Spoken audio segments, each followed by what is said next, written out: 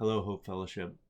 Glad that we could come back together and have this connection time as we gear up towards Easter. This being the Monday before Easter, as we look back in the Passion Week in the life of Jesus, this week leading up to his death and burial and resurrection. There are two events that happened on the Monday preceding his crucifixion, and that is the cursing of the fig tree and also the cleansing of the temple. And so I want to talk about those two things. So early Monday morning, they were in Bethany, and they're heading to Jerusalem. Again, it's just a couple miles away. And on their way through, they come to a place where Jesus sees a fig tree, and they're hungry, and so Jesus approaches the fig tree to pick some fruit, but it didn't have any fruit on it, it just had leaves. And so Jesus curses the fig tree, and he says, "May no one ever eat your fruit again."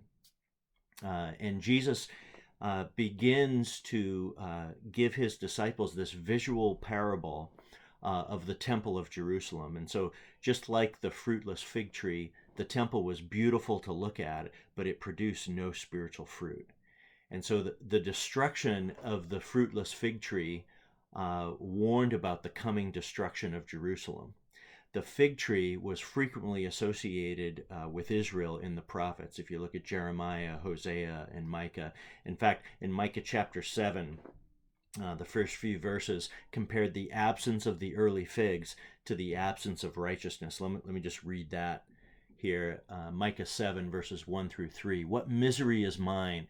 I am like one who gathers summer fruit at the gleaning of the vineyard. There is no cluster of grapes to eat, none of the early figs that I crave. The godly have been swept from the land, no one upright remains.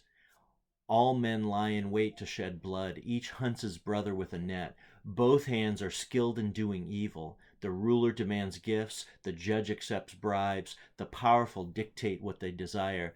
They all conspire together."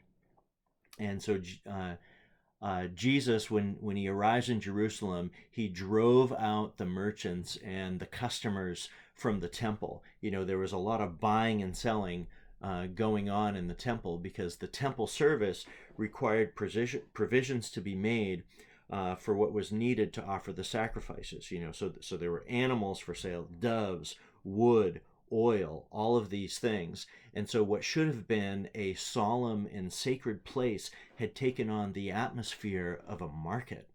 And the temple authorities are gloating over their profits.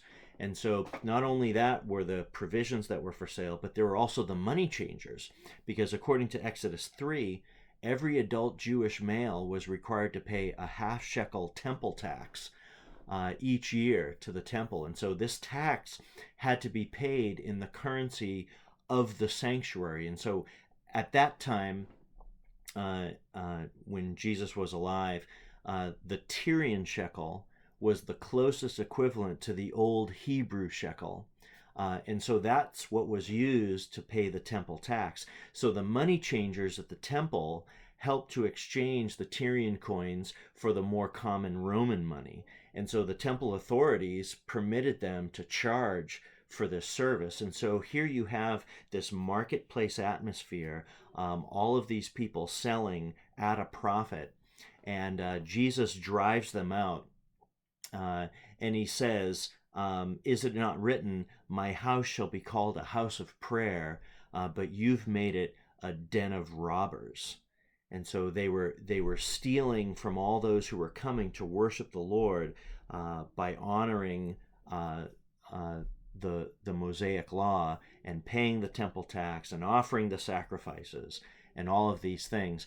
And Jesus said, this is supposed to be a solemn, sacred place, a place where people come and seek the Lord, but you've made it a den of robbers. And he says, "Is it not written, my house shall be called of all nations a house of prayer?" So Jesus always knew in his heart that this access to God wasn't supposed to just be for the Jewish people, but it was supposed to be of all nations. And Jesus and his disciples, they passed by the fig tree the next day, and they saw that it was withered. And so in this, he's foretelling the temple's destruction, which would happen in 70 AD. As they go by this fig tree, Peter says, "Rabbi, look, there's the fig tree that you've cursed, and it's withered." And listen to Jesus' response. In Mark 11, verse 22, he says, "Have faith in God," Jesus answered. "I tell you the truth, if anyone says to this mountain, 'Go throw yourself into the sea,' and does not doubt in his heart, but believes that what he says will happen, it will be done for him. Therefore I tell you, whatever you ask for in prayer, believe that you have received it, and it will be yours. And when you stand praying, if you hold anything against anyone, forgive him, so that your Father in heaven may forgive you your sins." You see, Jesus had an understanding of what was happening.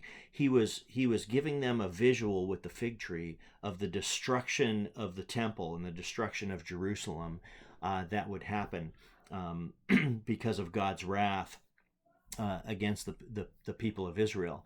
But he was also in that moment giving his disciples what they needed. First of all, they needed to know what was happening. So when the destruction of the temple was occurring, then the people would know that God had already predicted this. The other thing that he was doing was, and we'll talk about this tomorrow, was he was also predicting his own crucifixion. As he talked about the destruction of the temple in the Olivet Discourse, and we'll talk about that tomorrow. But in addition to that, here's his answer. He's basically saying, if you pray, and you even pray that God moves a mountain into the sea, and you pray not doubting, but you believe that it will happen, it will be done for you. He's telling his disciples, you need to seek the Lord earnestly and pray to God in confidence. And you and I are in this place of turmoil and upheaval where we don't know, when are we going to return to our jobs? When are our kids going to go back to school? What is the best way to mitigate the COVID-19 virus? Are we now all supposed to be wearing masks? And should we really be buttoning down our social distancing? This is really an intense time for us, and we have a lot of unknowns. So we have to seek the Lord in this, and we have to cry out to him, and we have to believe that he hears us and that he'll answer us. So whatever it is that you're seeking the Lord for, pray in faith, ask the Lord, have confidence in your God and in his power. And so that's what he gives to the disciples, and that's the lesson for us today. He also says this, he ends with this, "And when you stand praying, if you hold anything against anyone, forgive him, so that your Father in heaven may forgive you your sins." So this is the instruction for us. You may have been hurt in the past. You may have something where you're harboring bitterness against someone else, and God's instruction is for you to forgive them. So that God may forgive you of your sin. So let's remember these two instructions that God gives in response to this visual of the withered figs in Jesus cursing and the destruction of the temple being foretold. Number one, have faith in God. Cry out to God in faith. Pray to him, believing that he will give you exactly what you need. And when you ask in faith, he will hear that prayer and respond. And the second thing, if you have anything against anyone, forgive that person. Seek the Lord in that. Seek that forgiveness in your heart toward that person, so that God may also forgive you of your sin. May God give us clear instruction for our lives today in his word. We'll see you next time.